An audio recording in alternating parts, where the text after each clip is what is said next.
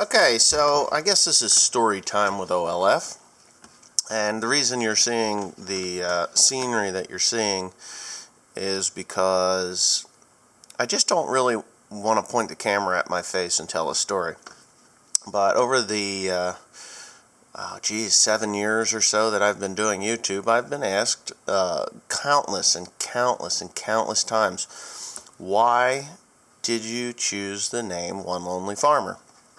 Well, it's kind of an interesting story, to say the least, and I may or may not have told this story, but back in 2004,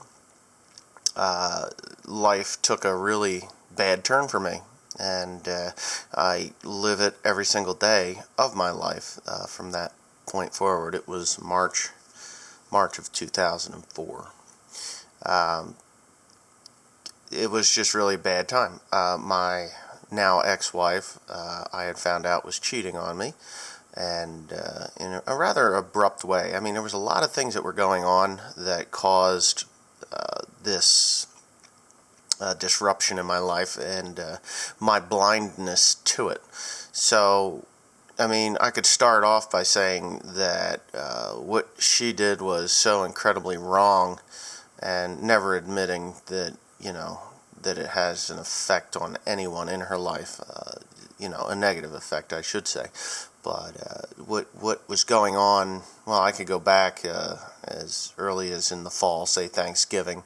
I had just purchased the house that I reside in now, and I bought that in November of 2003. And we were doing some interior work to the house and just working together. And, of course, I had my children, Haley, Joe, Tim, and I would work diligently into the night. A lot of times it was 9, 10, 11 o'clock at night before I got finished doing what I was doing. And then the next morning, go to bed, go back to the apartment, go to bed, wake up, take a load of hay, come back to the house and do all the stuff that I'm doing currently. And work. Well, her grandmother was diagnosed with cancer, liver cancer, and she was dying. And and this is why I was so blinded by some of the things that were going on, because she would tell me, "Oh, I'm going to see my grandmother," and she would disappear and be gone for an afternoon or whatnot. And she was very close with her grandparents, so it was just like, oh, okay, no big deal. I'd do the work in the house and make a phone call to her every once. Oh yeah, I'm okay, grandma's doing just fine, blah blah blah, the whole 9 yards. And then later, after the new year, it's 2004, and things are going okay. We're tearing things apart. We're moving forward with the house. We're still living at the apartment. We hadn't done anything, we haven't moved in here.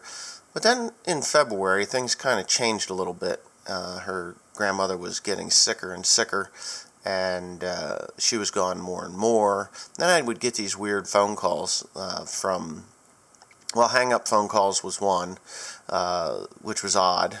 The other thing was phone calls from babysitters. Hey, when are you going to come pick up, Haley, or when are you going to pick up Joseph, or, they've been here for like 8 hours. Where's Michelle? Where's she at? And I'm like, well, I don't know. She went to go visit her grandmother. Let me give her a call. And the one time I called her and she didn't answer, I went down and picked up the kids, and I was really embarrassed because I had no idea. And, then she would come into the house. There was a great weight loss that had happened in that year, in that 6 months up to the point where she was, our divorce had happened, or our separation had happened. And it happened, and her grandmother died. And that was just really crappy.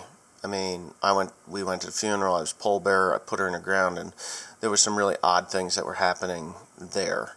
At the funeral, even. I mean, at the cemetery, I'll never forget, I was carrying her dead grandmother to the grave, and I looked across the cemetery, and there she is talking on the phone. which was really weird. But again, it didn't click in my head that anything was going on, because we did have what I felt was a really good relationship.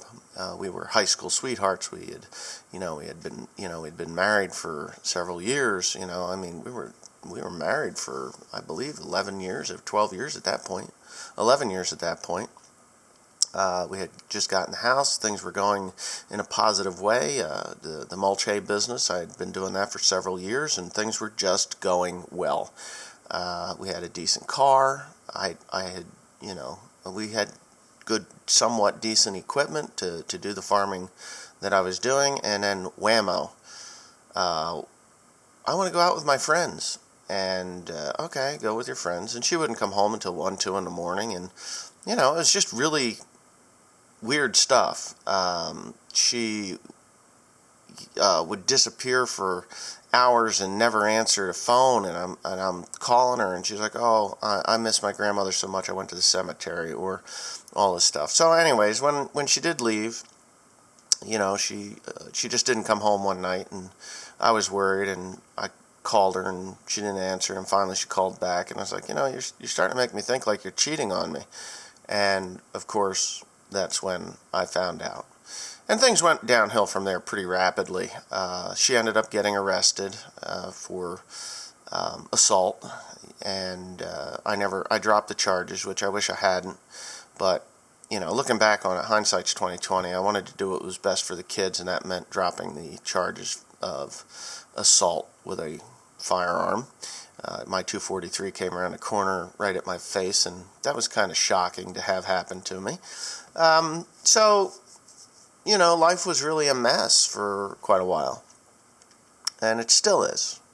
It's still not right. Okay, I have a dead battery. Ain't that something? I forgot to mute that part. There's some beautiful countryside. I hope you're enjoying the scenery.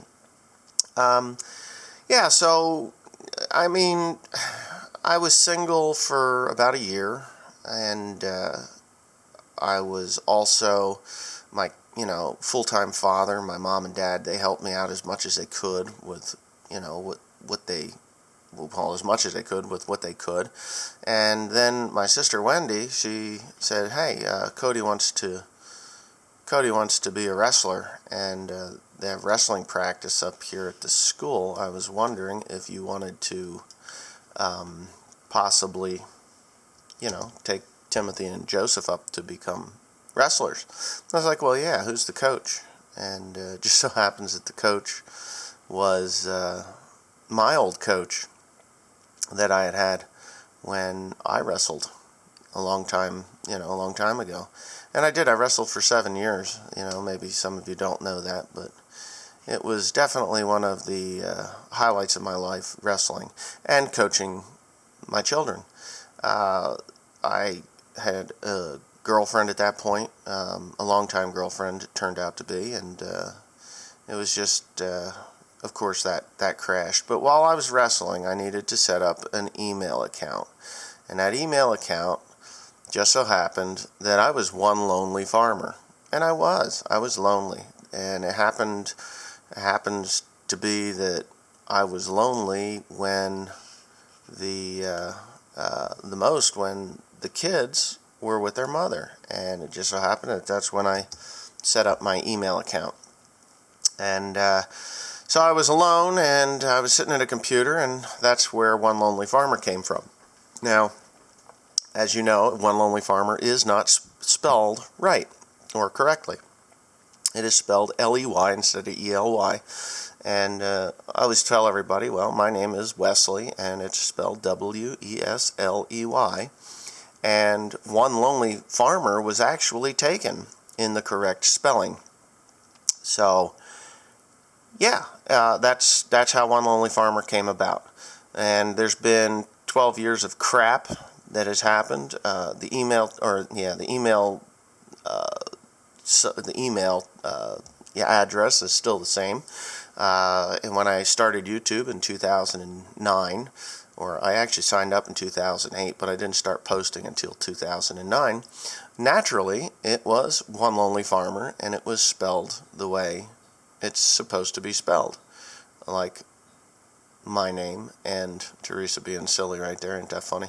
But anyways, yeah, so that's the way it went. My ex-wife has been married again, and unmarried again. Obviously, she's had a lifestyle that I don't agree with, but that's okay because it's not my life. I live my life the way I live it, and she can live hers the way she lives hers, and I'm okay with that because I know where I'm going in the end. I don't know where she's going, but anyhow, I guess that pretty much explains all that. And if you're wondering what's going on in this at the end of this video, it is pretty much just